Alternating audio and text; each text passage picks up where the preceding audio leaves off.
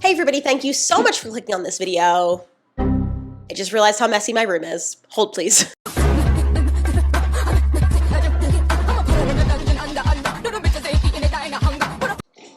That's better.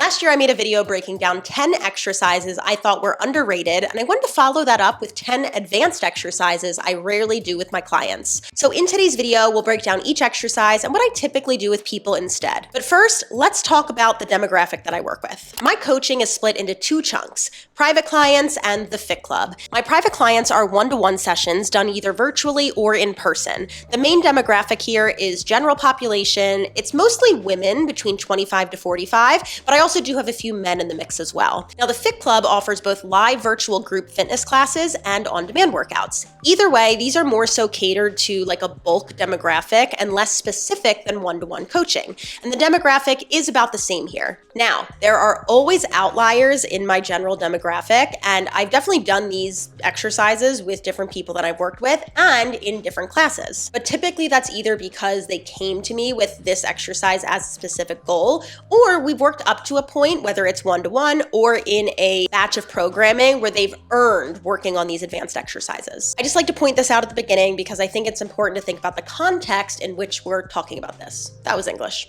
Basically, if I was working with like elite athletes, this would be a very different video. So now that we're on the same page, let's start with exercise number 1. The Curtsy lunge is a lower body drill that takes place in a little more hip external rotation while one leg crosses behind the other. The main muscles targeted here are the glutes, quads, abductors, adductors, and a case can be made for the hamstrings as well. And I typically don't do this with clients because the form can just be pretty tricky to master. My baseline for a lunge moving in the frontal plane or side to side that still hits the same muscle groups is actually going to be a lateral lunge. Still a challenging exercise for a lot of people, but I find it's way more accessible. Now, if you're in the Fit Club and you are currently following along with the strength and power programming, you'll notice there's Curtsy lunges programmed. I've actually added in the option for Curtsy lunges in this 4-week block of programming because I have a lot of people taking class live who have honestly just earned the right to try them. Meaning we've really broken down a lot of other lunge variations in previous program blocks, so I wanted to give this as a fun progression. But you will also notice that I give modifications every time we do Curtsy lunges in case it doesn't feel right for certain people. The muscle up is an upper body drill where you go from a pull up into a press up over rings or bars. The main muscles targeted here are the lats, shoulders, triceps, and core. And I typically don't do this with clients, mostly because a lot of them can't even do a pull-up. Quick pause to say that I actually don't even focus on pull-ups very often in the Fit Club, except for the actual pull-up program, because a lot of people I work with virtually just don't have anything to pull themselves up on. So there's that. So we're really kind of just talking about my private clients here. So my baseline for private clients is actually going to be a floor pull-up. This is going to be a vertical pull that hits many of the same muscles, and it's way more accessible to people since you get the support of your feet on the floor. Now, this does require a squat rack, so some other vertical pull exercises that we could try would be a lat pullover or an eccentric push press. Would I love for every single one of my clients to have a few pull-ups in their toolbox? Hell yeah. But some people just don't have the desire to try one or the access to do them. So that's why I always say there is always another option, another exercise that fits the same movement pattern. Sprinting is your all-out max running for short spurts. The main muscles targeted here are the glutes, quads, hamstrings, and calves. And then obviously your heart. And I typically don't do this with clients simply because it's not in my wheelhouse. I'm not a run coach and frankly don't currently feel I have enough education in the world of conditioning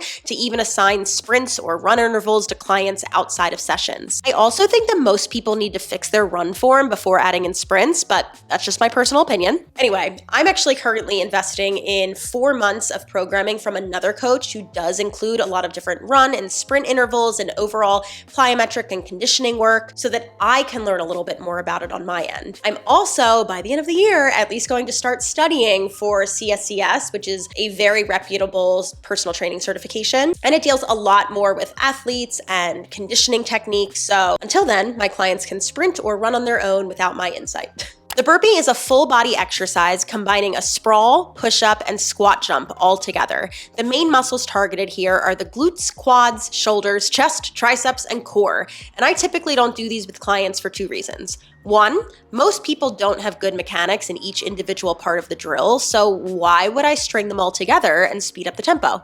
2, no one seems to like them. There's 1,000 other cardio drills to choose from, so I'm gonna find one that you don't hate. Now, my baseline for a burpee is going to be a push-up, a squat jump, and then also the hip and ankle mobility required for a sprawl. Now, 3 years ago, I made a whole video breaking down burpees, including the history of them, so I recommend checking that out if you want more, but please excuse how terrible the quality is. We've grown a lot in 3 years.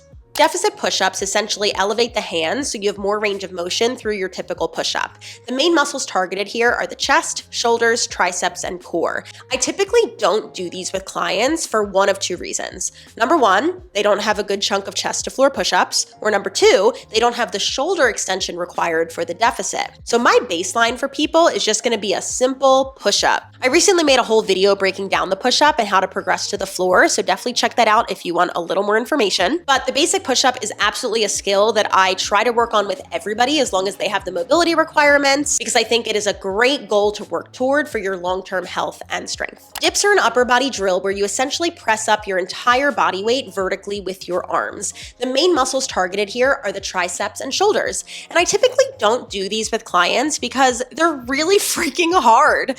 Actually, there's a few other reasons. So, number one, they're really freaking hard. The triceps and shoulders are pretty small muscles to be pushing up your entire body weight. Number two, many people don't have the shoulder extension required for the exercise.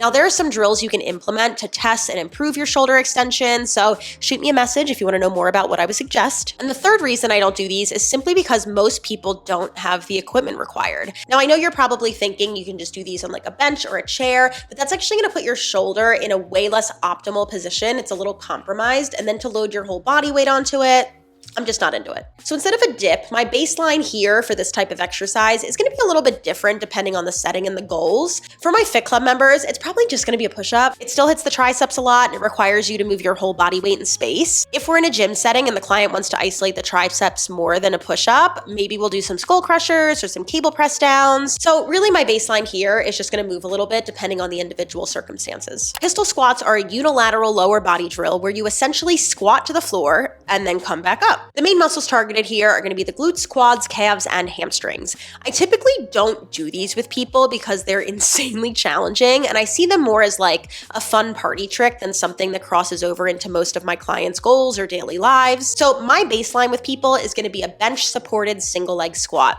It still mimics the same pattern as a pistol squat and hits the same muscles, but it doesn't require as much ankle or knee stability. Now, if you want to learn a pistol squat, I think that's great, and I have no issue with that, but most of the people that I work with need to master rudimentary things first, like bilateral squats, split squats, and lunges. Speaking of squats, the back squat is a lower body compound exercise where you load the barbell on your back.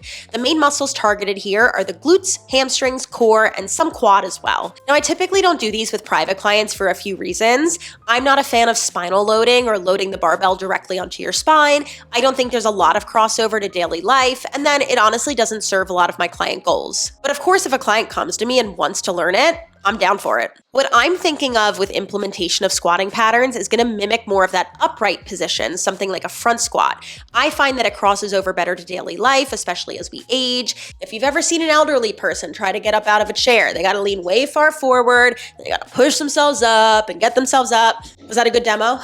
I want us to be able to move up and down like this as we age. So my baseline with clients will actually be a goblet squat. Now, most people graduate out of this really quickly, so I'm going to move them into either a front squat or add in some unilateral variations of squatting. And remember, I'm not trying to demonize any exercises. I'm simply weighing the risk versus reward and thinking of my client goals in the meantime. Tuck jump is a lower body plyometric drill that requires you to jump into the air and bring your knees up with you.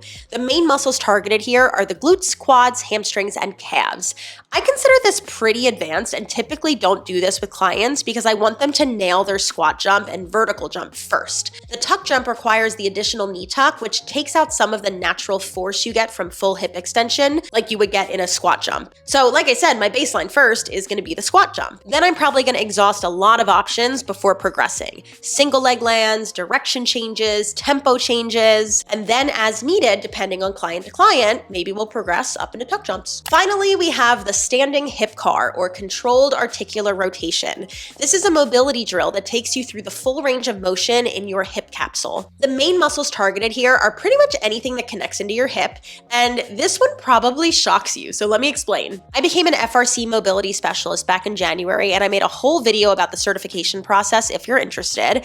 But as I've implemented this drill and other drills in workouts and with clients, I have found that people have a very hard time, not only with the number of directions needed in this drill, but also just standing on one leg in general. It's definitely very tricky to master, and it is a true skill. Does that mean that I never use it? No, but I'm probably gonna stick to either a kneeling hip CAR or a side kneeling hip CAR in group classes for ease of access and understanding. I have found that utilizing standing hip CARs is better suited for people working with me in person or simply people who are really body aware. It's not a bad drill at all, and I absolutely love it, but after a lot of trial and error, I just found that it simply doesn't serve my demographic like I thought it would. Whew, y'all, it is May 22nd. It is 85 degrees in New York. New York City, we ain't got central air here. I have not put in my window units yet. I am sweating. So we gotta go. Overall, I hope this video was at least just interesting. I'm not demonizing any of these exercises. I think they're all fantastic, maybe except the burpee. But I do get a lot of questions about more advanced exercises, advanced programs, what some options are. So hopefully this gave you some ideas. Or if you come across one of these exercises and you're not quite ready for it, hopefully my baseline with my clients just gives you ideas of other things you could sub in. Let me know if you have any questions below. Make sure you hit that subscribe button so you don't miss out, and I will see you all in the next one.